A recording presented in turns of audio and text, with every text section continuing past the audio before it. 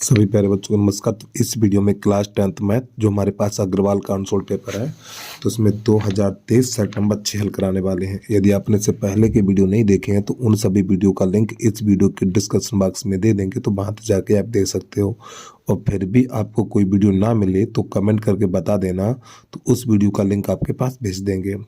तो जानना ना समझ तो वीडियो की शुरुआत करते हैं। और प्यारे बच्चों, एक बात और है भाई, जो आपके सिलेबस में है नहीं, हम उस प्रश्न को नहीं कराएंगे, ठीक है।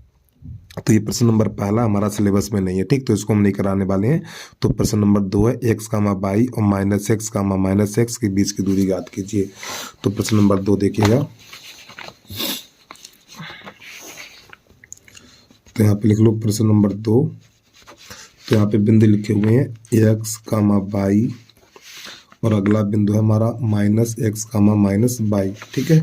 तो इन दोनों के बीच की दूरी ज्ञात करनी है, तो हमें लिखना है बीच की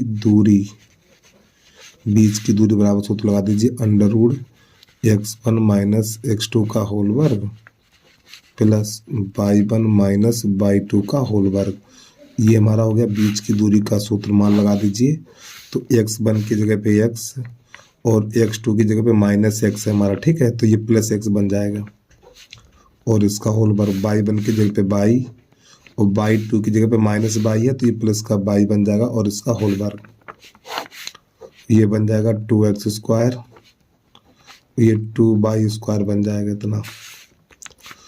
तो ये बन जाएगा 2 दूनी 4x स्क्वायर प्लस ये भी बन जाएगा 4y स्क्वायर। तो प्यारे बच्चों यहाँ से 4 कॉमन ले लेंगे, तो जब 4 कॉमन लेंगे तो x square plus y square ये बचेगा हमारा, ठीक है। और ये 4 को 2 लिखा जाएगा, अंडर रूट से बाहर हो जाएगा 2 under root x square plus y square. तो देखो विकल्प कहाँ पर है ये, तो ये वाला विकल्प नंबर हमारा सी सही हो जाएगा, तो सी पे हम लगा लेंगे टिक। अब इसके बाद प्रश्न नंबर 3 है, यहाँ पे अगर दी गई संख्याओं में अभाज्य संख्या होगी, ठीक है, तो इसका आंसर 2 हो जाएगा। प्रश्न नंबर 4 आपके सिलेबस में है नहीं, 5 नंबर देखिएगा। 5 नंबर ये तो आपने कर लिया, फिर भी बच्चे कमेंट कर रहे हैं सर आपने सर प्रश्न छोड़ दिया। तो भाई इतने सरल नहीं कर पाओगे, फिर क्या करिए आप बताइए। तो अब छोड़ेंगे नहीं हम। तो यहाँ पे देखो साइन है, तो साइन में ही देखिए ये मान किसका है, तो साइन ए प्लस बी तो बराबर साइन 60 का मान है ये। तो ये साइन से साइन हमारा चला जाएगा, तो ए प्लस बी बराबर 60। इसको कर लो समीकरण नंबर 1। यहाँ पे दूसरा समीकरण दे रखा है कॉस ए माइनस बी बराबर √3/2। तो यहाँ पे कॉस है, तो ये मान कॉस में ही देखो किसका है, तो ये कॉस 30 का मान है हमारा, ठीक है। तो ये कॉस से कॉस चला जाएगा, तो a माइनस बी बराबर 30, ये बन गया समीकरण नंबर हमारा 2। तो यहाँ पे लिखेंगे हम समीकरण 1 तथा 2 को हल करने पर, समीकरण 1 तथा 2 को हल करने पर, तो बेटा लिखना a प्लस बी बराबर 60 और a माइनस बी बराबर 30, ठीक है। इन दोनों को b से भी कट जाएगा, a और a, 2a बराबर 90 हो जाएगा, 2 एकन 2, तो ये बनेगा 45। तो a बराबर निकलेगा 45, ये वाला मान 1 में लगा दो, ठीक है, 1 में लगने पर, तो a बराबर 45 यहाँ पे लगा दो, ठीक है। तो 45 प्लस b हो जाएगा ये हमारा 45 प्लस b बराबर 60। इस 45 को उधर भेजेंगे तो b बराबर हमारा 15 निकल के आ जाएगा। तो a का मान 45, b का मान 15 निकल के आ गया, ठीक है। तो उम्मीद है आपको समझ में आ गया होगा। अब इसके बाद प्रश्न नंबर 6 देखिएगा।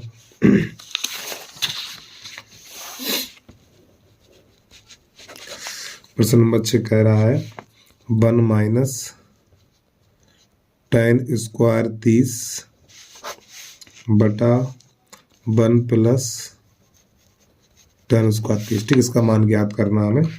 तो देखो tan 30 का मान 1/√3 होता है, तो 1 माइनस 1/√3 और इसके ऊपर घात 2 लगानी इस प्रकार में, ठीक है, बटा 1 प्लस 1/√3, यहाँ पर भी घात 2 लगानी है। तो प्यारे बच्चों इसका मान हो जाएगा 1 माइनस 1/3, इस 2 से ये अंडू कट जाएगा हमारा, ठीक है। तो यहाँ पर भी 1 प्लस 1/3।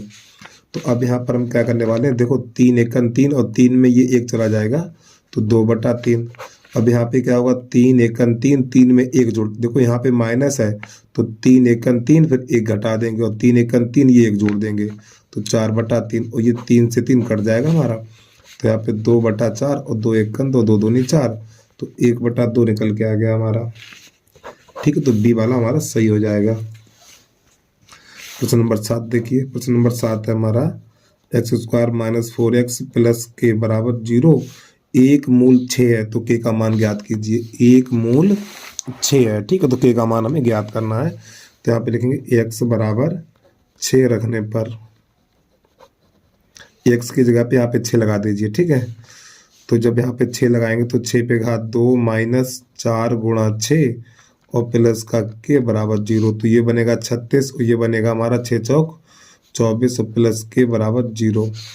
अब हम 36 में से 24 घटाएंगे 12 बचेगा, तो 12 + k = 0। इस 12 को उधर भेज दो तो k बराबर निकलेगा -12। तो ये वाला हमें विकल्प कहाँ पर मिलेगा, ए वाला हमारा सही हो जाएगा। ठीक है, प्रश्न नंबर 8 देखिए। प्रश्न नंबर 8 कह रहा है दो संख्याओं का योगफल 24 है। तो प्यारे बच्चों, माना दो संख्या हमारी, एक x और एक y, इन दोनों का योग कितना है, 24 है। ठीक, लिखना चाहो तो यहाँ पे लिख लो, माना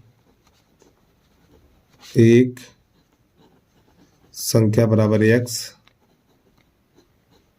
दूसरी संख्या बराबर y। ठीक है, तो प्यारे बच्चों ये हमने आगे रखा, ये बड़ी हो गई और ये छोटी हो गई। ठीक है, तो इन दोनों का योग बराबर कितना, 24 है। अब प्रश्न कह रहा एक संख्या दूसरी संख्या की दोगुनी है, यानी x = 2y। ये समीकरण नंबर 1 कर लो और इसको 2 कर लो, तो संख्याएं कितनी है, तो x की जगह पे 2y लगा दो। x का मान समीकरण 1 में रखने पर, तो जो x = 2y है तो यहाँ पे लगा दो, तो ये 2y + y = 24, तो ये बन जाएगा 3y = 24 और 3 एकन 3, 3 अट्ठे 24, तो y = 8। अब ये वाला मान समीकरण नंबर 2 में लगा दो, 2 में रखने पर यही तो 2 है, तो 8 का मान यहाँ पे लगाएंगे तो 8 दूनी 16 हो जाएगा, तो x = 2 × 8, तो x = 16, तो 16 का मान 8 बेटा इसका आंसर आ गया। ठीक, तो बड़ी संख्या हमारी 16 है और छोटी संख्या 8 है। अब इस प्रश्न के बाद प्रश्न नंबर देखिएगा 9 नहीं बताने वाला हूँ। ठीक है, क्योंकि ये सिलेबस में है नहीं आपके। प्रश्न नंबर 10 देखिएगा। प्रश्न नंबर 10 है ए भुजा वाले समबाहु त्रिभुज। समबाहु त्रिभुज क्या होता है, जिसकी तीनों भुजाएं बराबर हो, समबाहु त्रिभुज कहलाता है। ठीक है, तीनों भुजाएं बराबर होती हैं और प्रत्येक कोण 60 अंश का होता है। तो यहाँ पे कर लो ए, यहाँ कर लो बी और यहाँ कर लो सी, और इसकी सभी भुजाएं ए हैं, तो ये भी ए है, ये भी ए है और ये वाली भुजा भी ए है, यहाँ से लेके यहाँ तक। अब यहाँ से डाला जाएगा शीर्ष लंब। ठीक है, शीर्ष लंब, तो यहाँ पे कर लो डी। ठीक, तो हमें शीर्ष लंब की ऊंचाई ज्ञात करनी, यानी इसका मान ज्ञात करना है हमें। ठीक है, तो प्यारे बच्चों यहाँ पे देखो ये हमारा मध्य बिंदु हो जाएगा, तो ये बात यहाँ से लेके यहाँ तक दूरी हमारी ये ए है, तो ये वाली दूरी a/2 बचेगी, आधी हो जाएगी। ठीक है, ये वाली दूरी a/2, यहाँ से लेके यहाँ तक ये हमारा a है। ठीक, इतनी a की आधी यानी a/2 और a/2, और प्रत्येक कोण 60 अंश का होता है, तो ये वाला कोण हमारा 60 का अंश यानी 60 अंश का हो जाएगा। तो यहाँ पे tan लगा दो। ठीक है, तो tan 60, और tan क्या होता है, लंब बटा आधार, तो ये इसका लंब हो जाएगा CD बटा ये आधार क्या है हमारा, आधार है हमारा 1/2, तो 1/2 लगा दीजिए, और tan 60 का मान √3 बराबर CD बटा a/2। कैसे गुणा करो, इसके नीचे एक, इसका इसमें, इसका इसमें, तो बनेगा CD बराबर जब इसका इसमें गुणा करेंगे तो ये बनेगा a√3/2 इस प्रकार। तो ये बेटा इसका आंसर आ गया हमारा। ठीक, तो भुजा ए है हमारी, किस में है, किसी में नहीं है, तो बस आप यहाँ पे मात्रक लिख दो। एक बार प्रश्न को समझिए। अब देखो समबाहु त्रिभुज की प्रत्येक भुजा बराबर होती है और प्रत्येक कोण 60 अंश का होता है, तो इसकी भुजा ए दे रखी है। ठीक है, तो जब ये ए है और ये ए है और ये भी ए है, तो प्रश्न में बोल रखा है त्रिभुज के शीर्ष के आधार पर लंब डाला जाता है, यानी ये हमारा शीर्ष और यहाँ पे आधार पे लंब डाला जाता है, तो इसकी लंबाई ज्ञात करनी है। ठीक है, तो प्यारे बच्चों ये वाली दूरी ए है, तो ये a/2 हो जाएगी और ये हमारी a/2 हो जाएगी। ठीक है, तो इस प्रकार प्रश्न हमारा हल हो जाता है। अब प्रश्न नंबर हमारा 11 उसको देखिएगा। 11 नंबर है हमारा 1/2 सेंटीमीटर व्यास। तो देखो व्यास दे रखा है भैया यहाँ पे व्यास, और आपको पता है व्यास को 2r लिखा जाता है, तो 2r बराबर 1/2, ये इधर पहुंच जाएगा तो r बराबर 1/4 हो जाएगा। ठीक है, अब हमसे इस पे पूछा अर्धगोले का संपूर्ण पृष्ठीय क्षेत्रफल है। तो अर्धगोले का संपूर्ण पृष्ठीय क्षेत्रफल होता है हमारा, अर्धगोले का संपूर्ण पृष्ठीय क्षेत्रफल, इसका सूत्र होता है 3πr², और r का मान 1/4 है, तो यहाँ पे 3π और गुणा 1/4 का वर्ग, तो ये 3π गुणा 1/16, तो इसको लिखा जाएगा 3/16 पाई वर्ग सेंटीमीटर। ये इसका आंसर आ गया। ठीक है, तो ये कहाँ पर विकल्प मिलेगा हमें, 3/16 है कहीं, 3/16 पाई वर्ग सेंटीमीटर, यानी ये वाला इसका हो जाएगा सी, सही हो जाएगा हमारा। प्रश्न नंबर 12 देखिएगा। तो 12 में r बराबर है 6 सेंटीमीटर और थीटा बराबर है 60 अंश। तो हमसे पूछा गया है त्रिज्यखंड का क्षेत्रफल ज्ञात कीजिए। तो यहाँ पे लिखेंगे त्रिज्यखंड का क्षेत्रफल, त्रिज्यखंड का क्षेत्रफल होता है πr² थीटा बटा 360, ये है बेटा। तो पाई का मान इसमें हमारा कितना है, अच्छा पाई का तो मान 22 पाई का मान नहीं लगाना, प्रश्न में पाई दिया हुआ है, और आर का मान 4 है तो ये 36 बन जा, सॉरी आर का मान 6 है तो यहाँ पे 36 बन जाएगा, और गुणा 60 बटा 360, तो 0 से 0 चला जाएगा, 36 से 36 चला जाएगा, तो 6π बचेगा। ये इसका हल हो गया। तो प्रश्न नंबर ये तो था हमारा, ये तो है 12 का। प्रश्न नंबर 13 उसको देखिएगा। एक समकोण त्रिभुज कर्ण इतना, आधार इतना, तो पाइथागोरस प्रमेय लगा दीजिए, निकल के आ जाएगा अपने आप। ठीक है, चलो बता दूं। अच्छा, प्रश्न नंबर 13 देखिएगा। तो इसमें क्या ज्ञात, लंब ज्ञात करना है। तो देखो हमारा सूत्र होता है कर्ण का वर्ग आधार का वर्ग प्लस लंब का वर्ग। तो कर्ण इसमें कितना है, कर्ण है हमारा 7.5 का वर्ग, और आधार हमारा 4.5 का वर्ग, और लंब हमें पता नहीं, तो इसका वर्ग करेंगे 5 25 और 7 8 56, इतना आ जाएगा, और दशमलव से पीछे 1 अंक तो 2 अंक हो जाएंगे। इसका 5 25 और 4 पंजे 20, इसका इतना हो जाएगा। ठीक है, और प्लस एल का वर्ग, इसको दल्ला तो घटा देंगे हम, तो ये हो जाएगा 56.25 माइनस 20.25, और ये एल का वर्ग घटाओ, 5 में से इस 5 में से 5 जाएगा 0, 2 में से 2 जाएगा 0, और 56 में से 20 जाएगा 36। ठीक, और दशमलव यहाँ पे लग जाएगा, और ये एल का वर्ग, तो दशमलव से पीछे 0 लिखे नहीं जाएंगे, तो एल का वर्ग बराबर 36, और 36 को लिखा जाएगा 6 पे घात 2, घात से घात कट जाएगी, तो एल बराबर 6 सेंटीमीटर निकल के आ जाएगा हमारा। ठीक है, प्रश्न नंबर 13 के बाद प्रश्न नंबर है हमारा, अब आ गया प्रश्न नंबर 14। क्या करा देखिएगा इसको। समबाहु त्रिभुज एबीसी में एक बनाना समबाहु त्रिभुज, और समबाहु त्रिभुज की प्रत्येक भुजा बराबर होती है और प्रत्येक कोण 60 अंश का होता है। ठीक है, तो यहाँ पे लिख लो ए, यहाँ लिख लो बी, और यहाँ लिख लो सी। फिर प्रश्न आई कह रहा है ए बी की माध्यिका सी डी है। तो देखो ये हमारी ए बी है, तो इसकी माध्यिका है सी डी, तो यहाँ से खींचेंगे सी डी।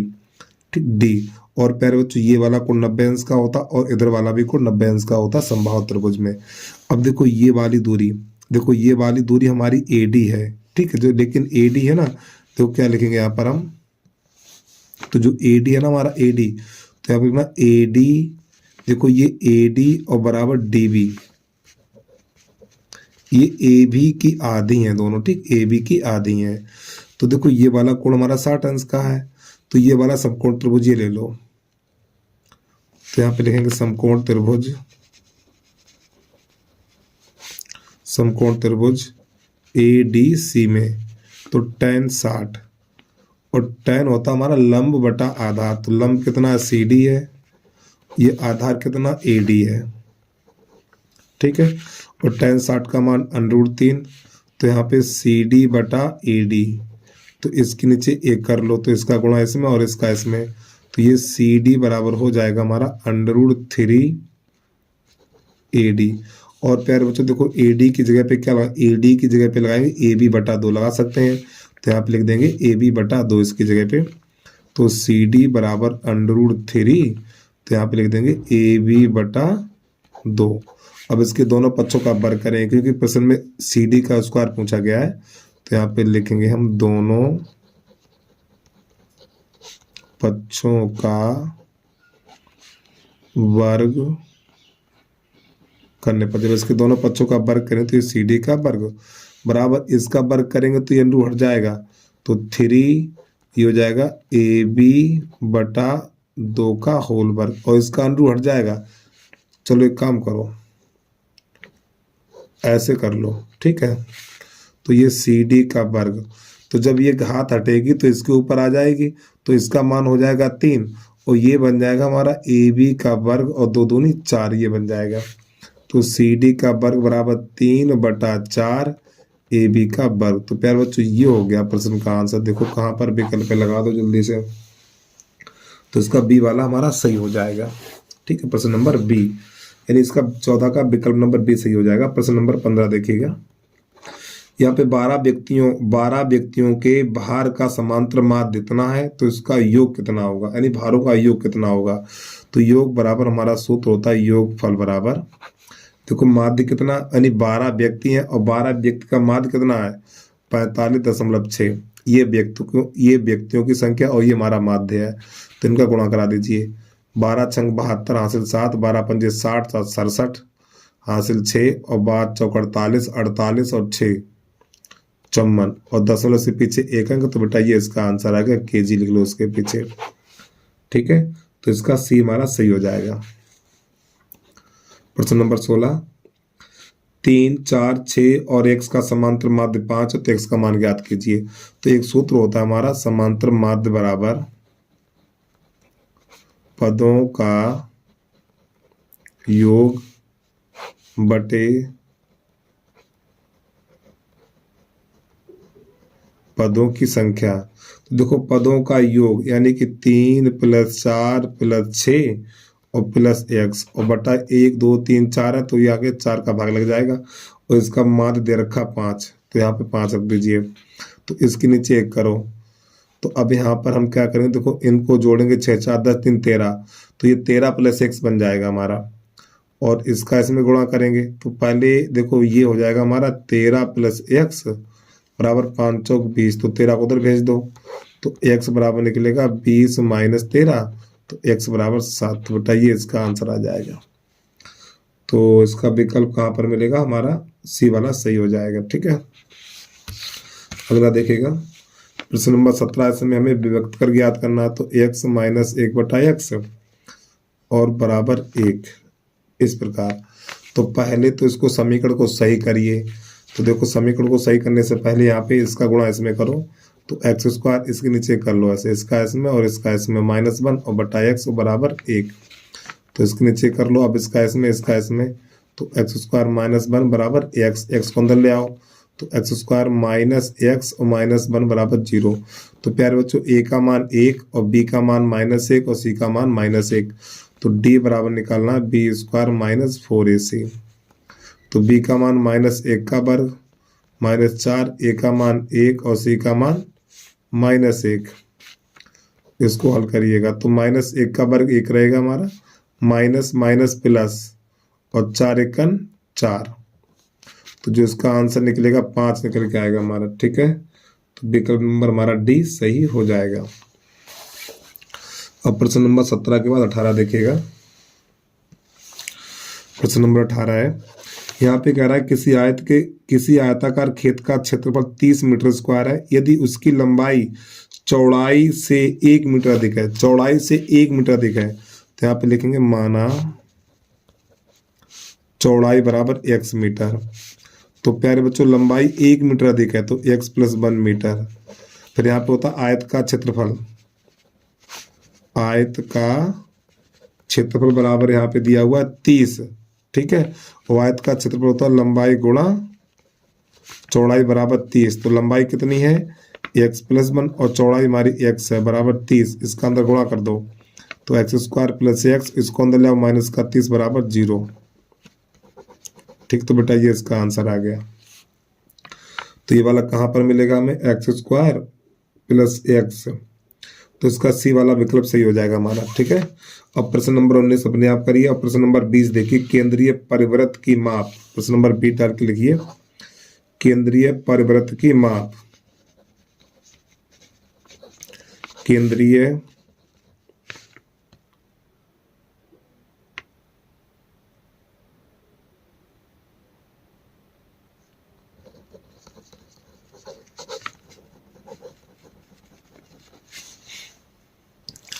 जो हमारी केंद्रीय परिवृत्त की माप होती है, यार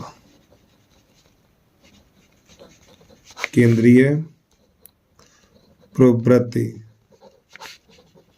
की माप, इसको याद करना भूलना मत, ठीक। समांतर माध्य,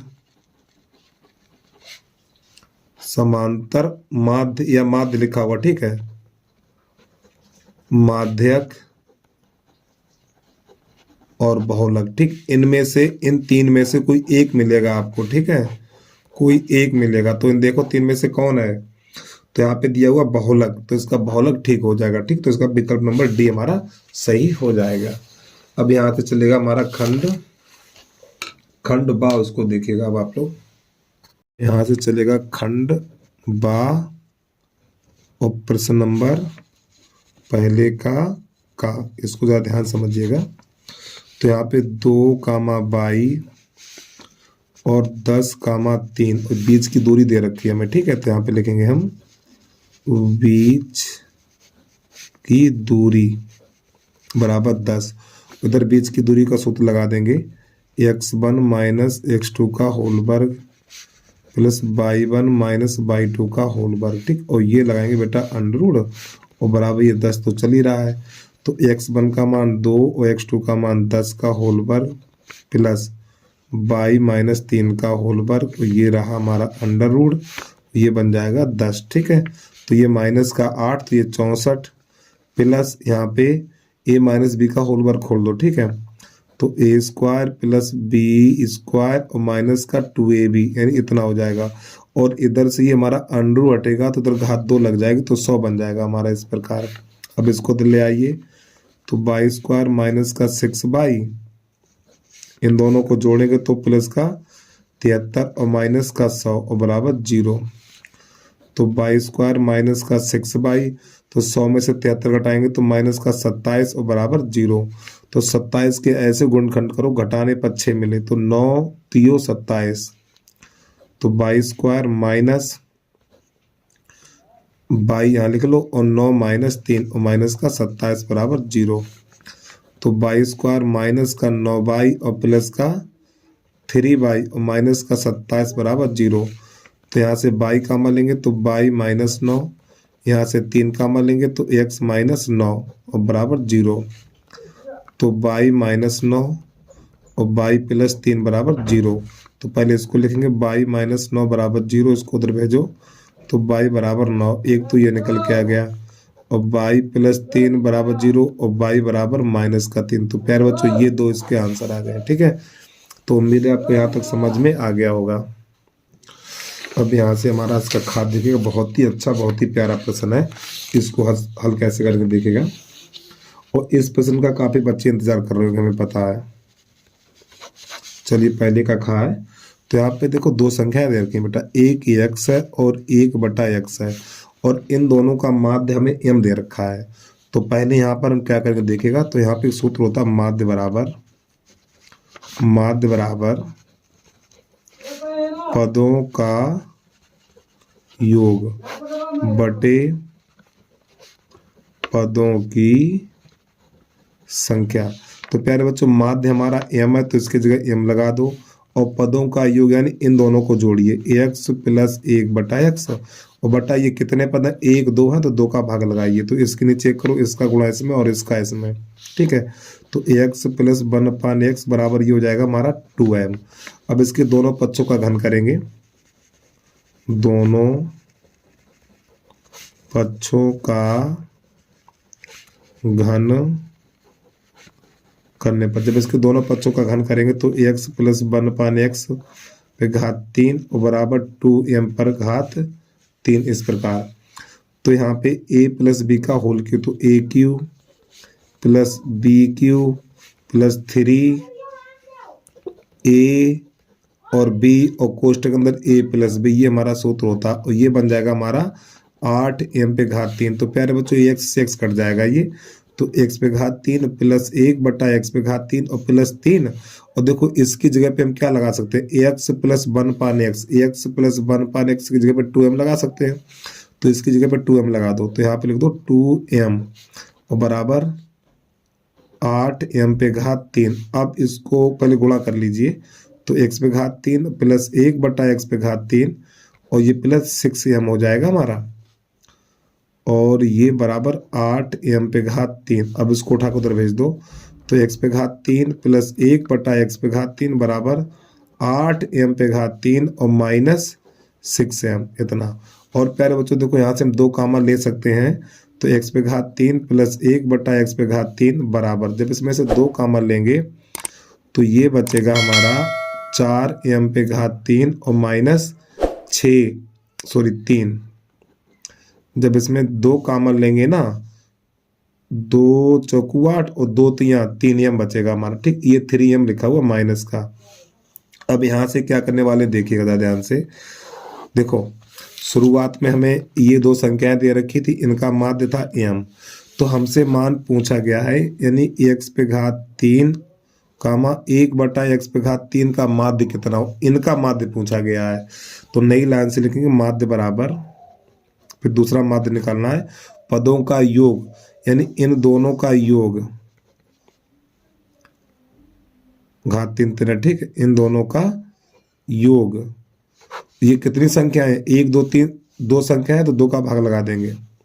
एक बार पे समझिए, तो सबसे पहले मैंने ये वाला मान निकाल लिया, फिर इनका माध्य पूछा है हमसे, इनका माध्य पूछा गया है, तो माध्य बराबर पदों का योग बटे पदों की संख्या, और इसका मान प्यारे बच्चों हमारा ये रहा, ठीक। इसकी जगह पे ये वाला मान लगा देंगे, तो यहाँ पे लिखना है 2 4m पे घात 3 और माइनस 3m और बटा 2।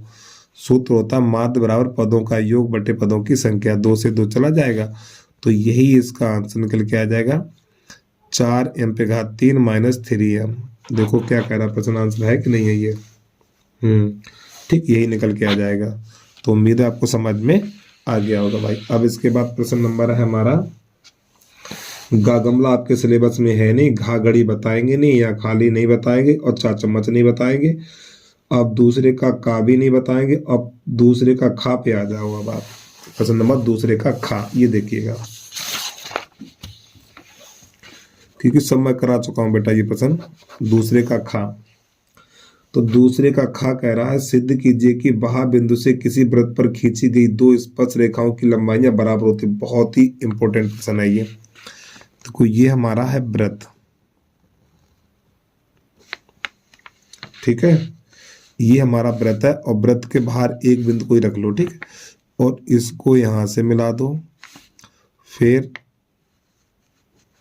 इसको यहां से मिला दो, ठीक। यहाँ पे कर लो A, यहाँ पे कर लो B, यहाँ कर लो P, यहाँ कर लो O। तो सबसे पहले लिखेंगे दिया है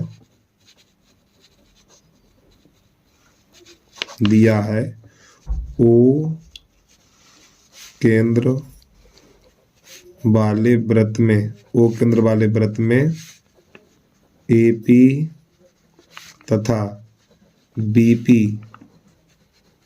वृत्त की स्पर्श रेखाएं हैं।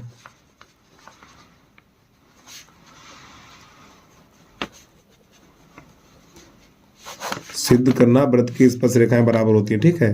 तो ए पी बराबर बी पी ये सिद्ध करना है। तो नई लाइन से लिखेंगे उपपत्ति, उपपत्ति में रचना में लिखेंगे हम क्या लिखेंगे, देखो ओ ए को मिलाया और ओ बी को मिलाया और इसको मिलाया, ठीक। इस प्रकार से यहाँ पे लिखना हमें ओ ए कामा ओ बी तथा ओ पी को मिलाया, ठीक। इस प्रकार। और प्यारे बच्चों, जब वृत्त के केंद्र से स्पर्श बिंदु को मिलाते तो ये वाला कोण 90 अंश का बनता और ये हमारा कोण 90 अंश का बनता है। तो ये वाली भुजा लंब कहलाती है। तो यहाँ पे लिखेंगे ओ ए लंब ए पी, इसमें लिखेंगे ओ ए लंब ए पी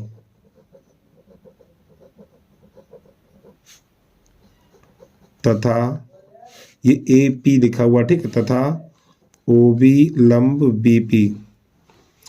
तो ये दोनों कोण हमारे बराबर होंगे, ये दोनों कोण बराबर होंगे।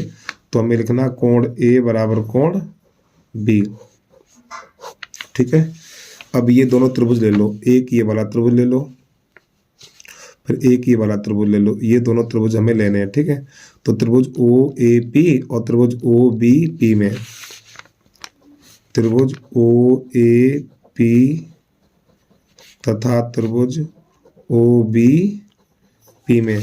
तो प्यारे बच्चों, ये वाली भुजा इसके बराबर है, ये वाली भुजा इसके बराबर है, क्योंकि वृत्त की त्रिज्याएं हैं। तो हमें लिखना है यहाँ पर ए ओ बराबर ओ बी, ये वृत्त की त्रिज्या है, ठीक है। अब इसके बाद ये वाली उभयनिष्ठ हो जाएगी, तो ओ पी बराबर ओ पी लिखना हमें। तो ओ पी बराबर ओ पी, तो आगे लिख दो उभय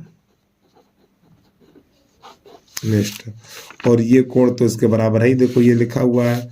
तो नई लाइन से लिखेंगे कोण ए बराबर कोण बी, तो इस प्रकार। तो इसलिए त्रिभुज ओ ए पी सर्वांशम त्रिभुज ओ बी पी किसके आधार पे है, दो भुजाएं और एक कोण, दो भुजाएं और एक कोण के आधार पे दोनों त्रिभुज कैसे हो गए, सर्वांशम हो गए हैं। तो यहाँ पे लिखेंगे एस ए एस के आधार पे। तो प्यारे बच्चों, जब ये दोनों त्रिभुज सर्वांशम हैं तो इसकी संगत कोण और संगत भुजाएं बराबर होती हैं। तब लिखेंगे ए पी बराबर बी पी। जब कोई दो त्रिभुज सर्वांशम है तो उसकी संगत भुजाएं बराबर होती हैं। और आगे लिख देना सी पी सी टी के आधार पर। तो ये इसका हल हो गया। अब इसके बाद प्रश्न नंबर है हमारा गा गमला, उसको देख लीजिए। अब आप प्रश्न नंबर है दूसरे का गा, इसको देखेगा। दूसरे का गा क्या कह रहा भाई, इसको जरा ध्यान समझिएगा। एक समकोण त्रिभुज एबीसी में कोण बी समकोण है। तो सबसे पहले एक समकोण त्रिभुज बनाना है हमें इस प्रकार। तो ये वाला कोण बी समकोण है, तो बी यहाँ लिख लो, और ए यहाँ लिख लो और सी यहाँ लिख लो, ठीक है। फिर प्रश्न आगे कह रहा है बी डी ए सी पर लंब है। तो देखो बी डी, इसको यहाँ से ऐसे मिलाना है और यहाँ पे लंब बनेगा, ठीक हमारा। यहाँ पे लिखेंगे डी, तो यहाँ पे लिखेंगे दिया है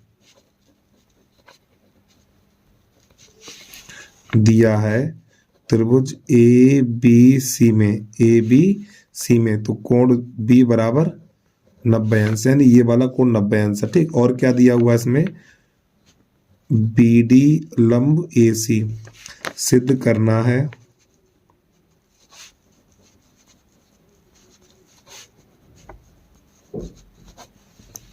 सिद्ध करना है हमें ए बी का वर्ग बराबर ए सी इंटू ए डी, ये सिद्ध करना, ठीक है। तो नई लाइन से लिखेंगे उपपत्ति। तो देखो इन भुजाओं के द्वारा कौन सा त्रिभुज बन रहा है, ये देखो। पहले ए बी ये वाली भुजा आ गई, फिर ए सी, फिर ये वाली भुजा आ गई। तो इन दोनों भुजाओं से पता चलता कि पहले बड़ा वाला त्रिभुज लिया गया, ठीक है। तो यहाँ पे लिखेंगे त्रिभुज ए बी सी, पर देखो ए डी, तो इस भुजा से पता चलता है कि ये वाला त्रिभुज आएगा हमारा। तो त्रिभुज ए बी सी तथा त्रिभुज ए डी बी में। तो प्यारे बच्चों देखो ये वाला कोण इसके बराबर है, तो यहाँ पे लिखेंगे कोण ए बी सी और बराबर कोण ए डी बी, ये दोनों कोण कैसे हो गए हमारे 90 अंश हो गए। और ये वाला कोण प्यारे बच्चों हमारा उभयनिष्ठ हो जाएगा। तो कोण ए बराबर कोण ए, और आगे लिख देंगे हम उभयनिष्ठ। ठीक है, क्योंकि ये वाला कोण ना इस त्रिभुज में भी आएगा और इस बड़े वाले त्रिभुज में भी आएगा, तो ये वाला कोण हमारा उभयनिष्ठ हो जाएगा।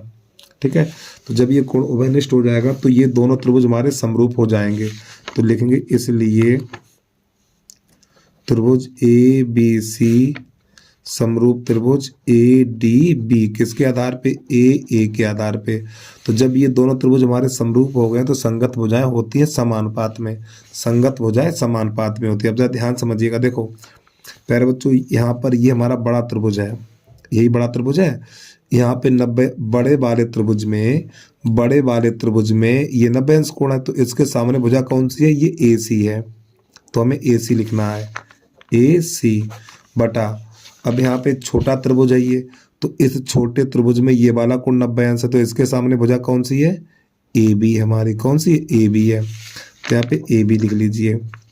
अब बराबर, अब देखो ये वाली जो भुजा है ना हमारी, ये वाली भुजा, ये जो भुजा हमारी उभयनिष्ठ भुजा है, ठीक, ये दोनों में आ रही, देखो इसमें भी आएगी इसमें भी आएगी। तो पहले इसको लिखेंगे इधर ए बी, अब बटा, अब यहाँ पे लिखना हमें ये वाली भुजा लिखनी है। ठीक, देखो ये हमारा ये वाली जो भुजा है ना बेटा, ये बड़े त्रिभुज का आधार है, ये वाली भुजा बड़े त्रिभुज का आधार है और ये छोटे त्रिभुज का आधार है ए डी।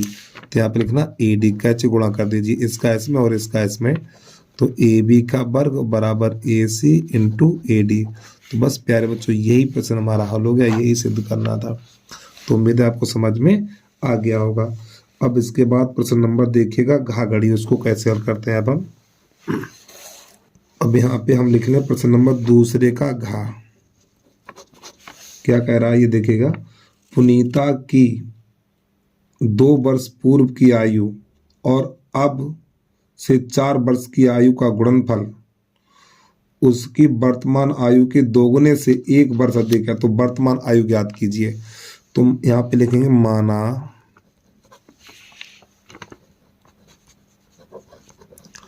पुनीता की वर्तमान आयु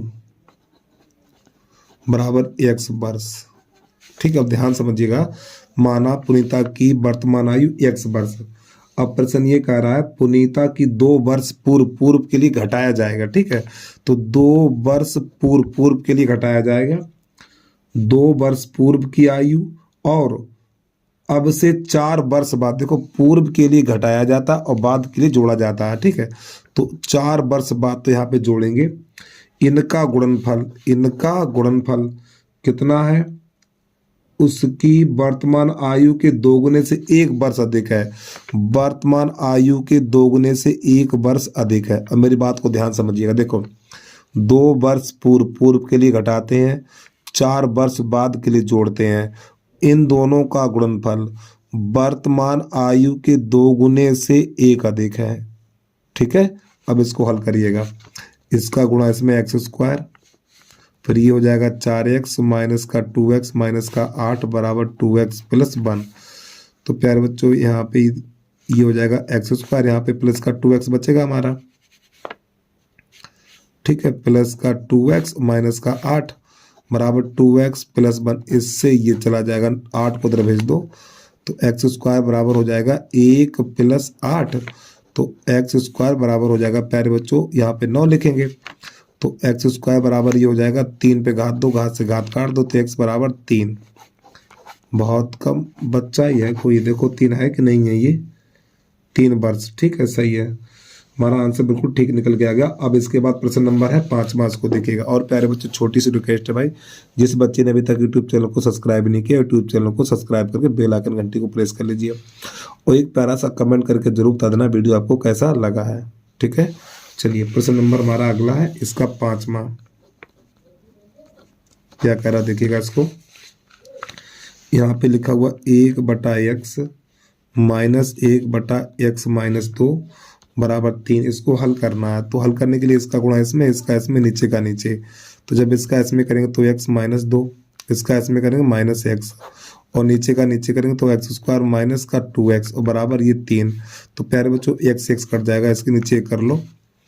तो कैसे गुणा करो इसका इसमें और इसका इसमें, तो जब इसका इसमें करेंगे तो 3x स्क्वायर और माइनस का 6x बराबर, और जब a का गुणा -2 में करेंगे तो माइनस का 2 बन जाएगा हमारा। इसको अंदर ले आइए, 3x स्क्वायर माइनस का 6x और ये माइनस का बनेगा हमारा भैया 2 और बराबर 0।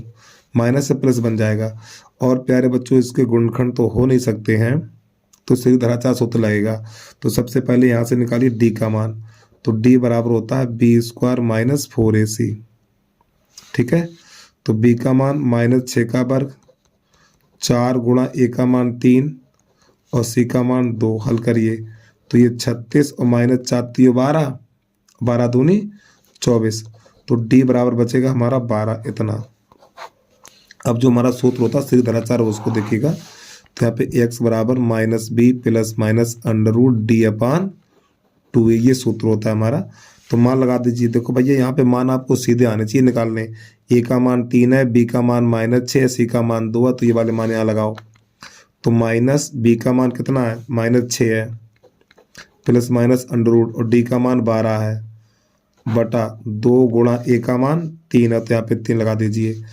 तो ये हो जाएगा माइनस माइनस प्लस, तो 6 और प्लस माइनस इस 4 को लिखा जाएगा भैया, इस 4 को लिखा जाएगा 2 गुणा 2 गुणा 3 ऐसे करके, सॉरी इस 12 को ये लिखेंगे। ठीक है, और बटा बन जाएगा 6। तो ये 6 प्लस माइनस इसमें से 2 कॉमन, 2 बाहर चला आएगा तो √3 और बटा 6। तो प्यारे बच्चों ऊपर से 2 कॉमन ले लो। जब ऊपर से 2 कॉमन लेंगे तो यहाँ पे 3 प्लस माइनस √3 और बटा 6। देखो यहाँ से 2 का भाग, यानी इन दोनों में से 2 कॉमन ले लेंगे तो यहाँ पर 3 बचेगा, ये 2 चला जाएगा तो √3 बचेगा। 3 × 3 3 दूनी 6, तो यहाँ पे 3 प्लस माइनस √3 और बटा 2। तो प्यारे बच्चों चाहो तो आप इसको इतना ही छोड़ सकते हो या इसको एक बार प्लस एक बार माइनस लिख दो। तो यहाँ पे x बराबर हो जाएगा हमारा 3 प्लस √3 और बटा 2। अब की बार माइनस लिख दो, 3 माइनस √3 बटा 3। तो यही प्रश्न का आंसर आ गया हमारा। अब इस प्रश्न के बाद हमारा चलेगा प्रश्न नंबर 4 चम्मच, उसको देखिएगा। और तीसरा आपके सिलेबस में है नहीं। ठीक है, तो प्रश्न नंबर है हमारा दूसरे का 4। 2 क्रमागत धन सम संख्याएं ज्ञात कीजिए जिनके वर्गों का योग 340 है। तो आप लिखेंगे माना 2 क्रमागत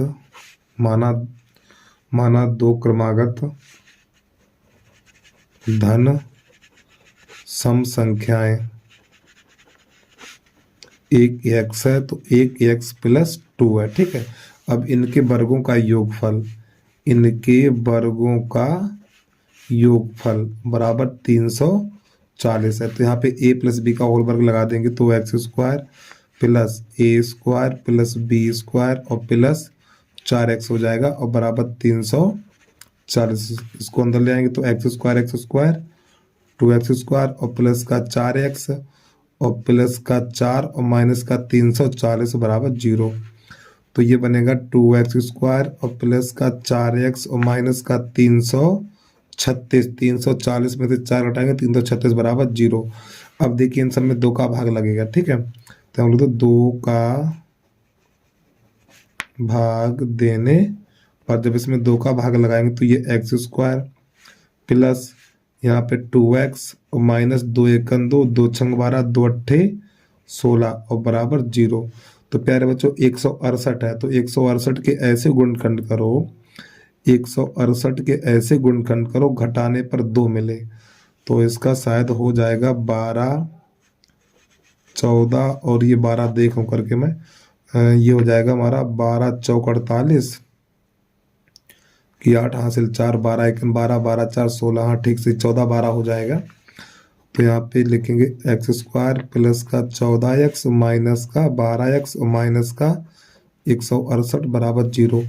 तो यहाँ से x कॉमन लेंगे तो x प्लस 14, यहाँ से माइनस का 12 कॉमन लेंगे तो x प्लस 14 और बराबर 0।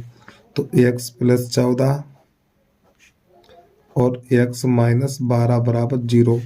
तो x प्लस 14 बराबर 0 तो x बराबर -14। अब आपको पता उत्तर वाला जो माइनस वाला उत्तर होता है अमान्य हो जाता है, अमान्य, ठीक, अमान्य लिखा हुआ है।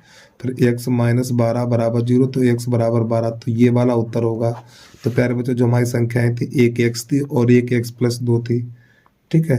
तो x का मान 12 है, तो यहाँ पे 12 लगाओ, यहाँ पे 12 लगाओ, तो 12 का मान 14 हो जाएगा। तो ये इसका आंसर आ गया, ठीक है। तो इस प्रश्न के बाद अब आपको लेकर चल रहे हैं प्रश्न नंबर 3 का अथवा, उसको देखिएगा। प्रश्न नंबर 3 का अथवा,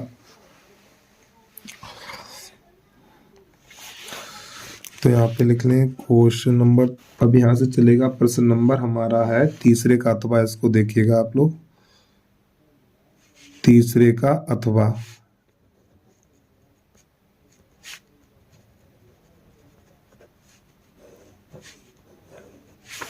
तो प्रश्न हमारा है 300 किलोमीटर दूरी की यात्रा करने में यदि एक व्यक्ति को 60 किलोमीटर रेलगाड़ी द्वारा और शेष दूरी बस द्वारा तय करता है तो कुल 4 घंटे लगते हैं। यदि वह 100 किलोमीटर रेलगाड़ी से और शेष दूरी बस से तय करता है तो 10 मिनट अधिक लगते हैं। तो रेलगाड़ी और बस की चाल ज्ञात कीजिए। तो सबसे पहले लिखना माना रेलगाड़ी की चाल बराबर x किलोमीटर प्रति घंटा, ठीक है। और दूसरा बस है, बस की चाल बराबर 22 किलोमीटर प्रति घंटा, ठीक है। तो प्यारे बच्चों जो हमारी दूरी है उसको देखिएगा आप लोग ध्यान से। ये हमारी दूरी है, ये दूरी हमारी है 300 किलोमीटर। तो पहली दूरी जो हमारी है रेलगाड़ी से 60 किलोमीटर चलता है, यह एक व्यक्ति रेलगाड़ी से 60 किलोमीटर चलता है, ये वाली दूरी 60 किलोमीटर उसने रेलगाड़ी से चल ली। और ये जो बची दूरी हमारी 240, 300 में से 60 रेलगाड़ी से चला है, अब ये वाली दूरी बची है 240, ठीक है। ये चलेगा बस से। तो उसको देखो एक बात पे सुनिए, ये 60 किलोमीटर दूरी रेलगाड़ी से और 240 दूरी बस से, तो इतना दूरी तय करने में उसको 4 घंटे का समय लगा। तो यहाँ पे सूत्र होता है समय बराबर दूरी बटा चाल। तो देखो दूरी, ये वाली दूरी किसकी है, ये वाली दूरी है रेलगाड़ी की, ये वाली दूरी है रेलगाड़ी की। और रेलगाड़ी की चाल कितनी, x है प्लस, और ये वाली दूरी बस की है तो 240, और बस की चाल कितनी है 22 है, तो बराबर 4 घंटे का समय लगा। ये बन गया समीकरण नंबर 1 हमारा। अब यहाँ पे इसका दूसरा चित्र बनाना पड़ेगा हमें। दूरी हमारी वही है 300 किलोमीटर, पहले रेलगाड़ी से चल रहा था 60 किलोमीटर, अब की बार यह रेलगाड़ी से चल रहा 100 किलोमीटर, कितना 100 किलोमीटर। तो ये वाली दूरी बची है 200, ये बस से चलेगा। तो अब रेलगाड़ी से कितना चल रहा है, 100 चल रहा है, तो यहाँ पे 100 बटा x, अब बस से चल रहा 200, तो 200 बटा 22, और पहले से 10 मिनट अधिक लगे हैं, ठीक है। अब देखो पहले कितना समय ले रहा था 4 घंटा, अब 10 मिनट अधिक लगे हैं, तो 4 घंटा 10 मिनट, 4 घंटा 10 मिनट को कैसे लिखा जाएगा, 4 घंटा प्लस 10 मिनट, और इस मिनट को घंटा में चेंज करेंगे, 60 का भाग लगाएंगे, इस प्रकार। अब ये हो गया 0 से 0 काट दो, तो ये बना समीकरण नंबर 1 है हमारा। ये 100 बटा x प्लस 200 बटा 22 बराबर ये 6 चौक 24 और 1 25, 25 बटा 6। और प्यारे बच्चों देखो इसमें 25 का भाग लग रहा है, देखो 25 का भाग, या तो या काम करो इसमें से 25 कॉमन ले लो। जब इसमें से 25 कॉमन लेंगे, इसमें से 25 कॉमन लेंगे, तो ये बचेगा 4 बटा x और ये 8 बटा 22 बराबर 25 बटा 6। 25 से 25 चला जाएगा, तो 4 बटा x प्लस 8 बटा 22 बराबर 1 बटा 6। तो प्यारे बच्चों ये समीकरण नंबर बन गया 2 हमारा। अब समीकरण 1 तथा 2 को हल करेंगे, तो यहाँ पे क्या करें, इसमें हम 30 का गुणा कर दें, इसमें हम 30 का गुणा कर देंगे तो ये दोनों बराबर हो जाएंगे। तो यहाँ पे लिखेंगे हम समीकरण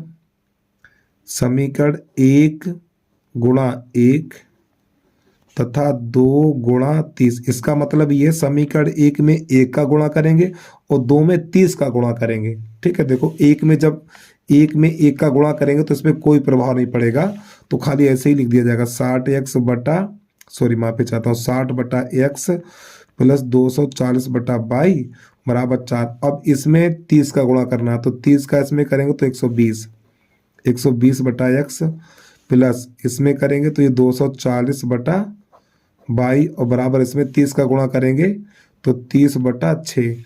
तो प्यारे बच्चों चिन्ह बदले जाएंगे, माइनस माइनस और ये माइनस, तो इससे ये कट जाएगा। अब 120 में से 60 घटाएंगे तो माइनस का 60 बचेगा x और बराबर ये 5 एकन 5 और 6 एकन 6, 6 पंजा 30। अब इसमें से घटाएंगे तो माइनस ये 5 रह गया हमारा, तो माइनस का 1 बचेगा, माइनस से माइनस कट जाएगा। तो यहाँ पे कैसे गुणा करो, इसके नीचे करके इसका इसमें इसका इसमें, तो x बराबर निकलेगा 60 किलोमीटर प्रति घंटा। ठीक है। और बेटा ये वाला मान समीकरण नंबर 1 में लगाओ चाहे 2 में लगा दो, 2 में लगा दो। ठीक है, तो लिख दो 2 में रखने पर, तो x बराबर 60 है, 2 में लगा दो, यहाँ पर लगा दो। ठीक, 2 में यहाँ पर, तो ये बनेगा हमारा 4/60 और प्लस 8/22 बराबर 1/6। तो 4 एकन 4, ये बन जाएगा 15, तो 1/15 इधर ले जाइए, तो 8/22 बराबर 1/6 माइनस 1/15, तो 8/22 बराबर इसका लासा आएगा 30। ठीक है, तो ये जब इसका ऐसे भाग लगाएंगे हम तो ये जाएगा 6 पंजा 30, 5 बार गया, ये 15 दूनी 30, 2 बार गया, तो ये 8/22 और यहाँ पे रह गया हमारा 3 और बटा ये रह जाएगा हमारा 30 और 3 एकन 3 और 3 धाम 30, कैसे गुणा करो इसका इसमें, तो y बराबर निकलेगा 80 किलोमीटर प्रति घंटा। तो प्यारे बच्चों ये इसके आंसर निकल के आ गए। ठीक है, तो ये वाली जो चाल निकली हमारी x किलोमीटर, यानी रेलगाड़ी की चाल है हमारी 60 किलोमीटर प्रति घंटा और बस की चाल है 80 किलोमीटर प्रति घंटा। तो उम्मीद है आपको समझ में आ गया होगा। चलिए जल्दी से नोट कर लीजिए, इसके बाद अगला प्रश्न देखिएगा। अब आप प्रश्न नंबर चलेगा हमारा 4, उसको देखिएगा। प्रश्न नंबर 4 है हमारा, जब सूर्य का उन्नयन कोण फाई से थीटा हो जाता है तो क्षैतिज तल में खड़े एक स्तंभ की छाया a मीटर अधिक हो जाती है, स्तंभ की लंबाई ज्ञात कीजिए। तो देखो ये हमारा है प्यारे बच्चों स्तंभ, ठीक है, और ये है छाया। अब यहाँ पे जो उसका उन्नयन कोण है वो है फाई, और फाई से कोण इसका हो जाता है थीटा। ठीक है, फाई से थीटा हो जाता तो छाया a मीटर अधिक लंबी हो जाती है, तो ये छाया a मीटर अधिक लंबी हो गई, ये वाला कोण हो गया थीटा। तो a b यहाँ पे c और यहाँ पर d, तो ये वाली दूरी x कर लो, ये वाली दूरी h कर लो। तो यहाँ पे लिखेंगे माना CD एक स्तंभ है। ठीक है, तो सबसे पहले लिखेंगे समकोण त्रिभुज BCD में, समकोण त्रिभुज BCD में, तो हमें लिखना पड़ेगा tan फाई बराबर h बटा x। और प्यारे बच्चों इन दोनों के स्थान बदल दो। ठीक है, तो x बराबर h बटा tan फाई, इस प्रकार। अब इसके बाद लेंगे ACD में, समकोण त्रिभुज ACD में, तो यहाँ पर लिखेंगे tan थीटा, तो ये हो जाएगा लंब बटा आधार पूरा आ जाएगा h बटा a प्लस x। तो यहाँ पर अब दोबारा से फिर इन दोनों के स्थान बदलेंगे, जब इन दोनों के स्थान बदलेंगे तो ये बनेगा a प्लस x बराबर h बटा tan थीटा। और प्यारे बच्चों x का मान देखो ये रहा, तो इस x की जगह पे ये वाला मान लगा देंगे हम। तो यहाँ पर लिखेंगे a प्लस इस x की जगह पे लगा देंगे h बटा tan थीटा बराबर h बटा, यार गलती कर दी हमने, हाँ यहाँ पे जो tan फाई होगा, ठीक, यहाँ पे tan फाई करिए, यहाँ पे थीटा होगा, ठीक, ये फाई होगा हमारा, ठीक, फाई। अब सही है, इसको उधर ले जाइए, तो a बराबर हो जाएगा हमारा h बटा tan थीटा और माइनस एच बटा tan फाई। ठीक है, जीरो बना के बीच से काट देना है आपको। तो प्यारे बच्चों यहाँ से एच कॉमन लेंगे, जब यहाँ से हम एच कॉमन लेंगे तो यहाँ पे ये हो जाएगा हमारा tan फाई। अरे भैया रुको एक मिनट, ऊपर से एच कॉमन ले लो पहले। तो ए बराबर जब एच कॉमन लेंगे तो अब 1/tan थीटा और माइनस 1/tan फाई इतना बचेगा। तो इसका गुणा इसमें और इसका इसमें, तो ए बराबर हो जाएगा एच। तो जब इसका इसमें गुणा करेंगे तो ये बनेगा tan फाई और माइनस tan थीटा और बटा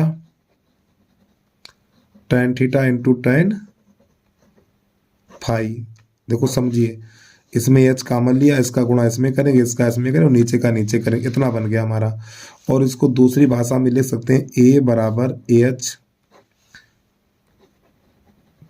tan फाई और माइनस tan थीटा और बटा tan theta into tan phi. इसको ऐसे में लिख सकते हैं। तो इसके नीचे कर लो एक, तो इसका गुणा इसमें और इसका इसमें, तो ये हो जाएगा एच tan फाई और माइनस tan थीटा और बराबर इसका करेंगे तो A tan theta into tan phi. और प्यारे बच्चों एच का मान निकालेंगे तो ये भाग में पहुंच जाएगा, तो नहीं ला सकना। एच बराबर ए tan थीटा tan फाई और बटा tan फाई और माइनस tan थीटा। तो ये निकला प्यारे बच्चों एच का मान। तो उम्मीद है आपको समझ में आ गया होगा। चलिए जल्दी से नोट करिए, एक बार आंसर को मैच कर लें और लास्ट में आपको लिख देना है मीटर। ठीक है, ठीक है। तो प्यारे बच्चों देखिए, ये वाले प्रश्न हम कई बार बता चुका हूँ भाई, अनसोल्ड पीछे देख लीजिए। ठीक है, या अपने क्लास में पता करिए, वीडियो बहुत लंबा बन जाता और मैं कई बार बना चुका हूँ। यूट्यूब पे जाके सर्च करिए एक बहुमंजिल भवन के शिखर से देखने पर, और इसके यानी इन प्रश्नों को हम अलग से भी हल करा चुका हूँ, उसका लिंक इस वीडियो में मिल जाएगा। या यूट्यूब पे ये चीज़ बोल देना तो निकल के आ जाएगा, देख लेना, हमारा ही वीडियो निकलेगा शायद, सबसे पहले देख लेना। ठीक है, और ये आपके सिलेबस में है नहीं, यहाँ पे आपको फालतू की मेहनत नहीं करनी है। ठीक है, और ये वाला इसको भी मैं बता चुका हूँ। यहाँ पे देखो आर का मान 21 लिख लेना और थीटा का मान 60 अंश लिख लेना। चाप द्वारा बनाए गए त्रिज्यखंड का क्षेत्रफल ज्ञात करना, परिजीवा द्वारा बनाए गए वृत्तखंड का क्षेत्रफल, यानी कि लघु त्रिज्यखंड का और वृत्तखंड का क्षेत्रफल ज्ञात कर दीजिए, आंसर निकल के आ जाएगा। तो बस प्यारे बच्चों आज के लिए इतना ही।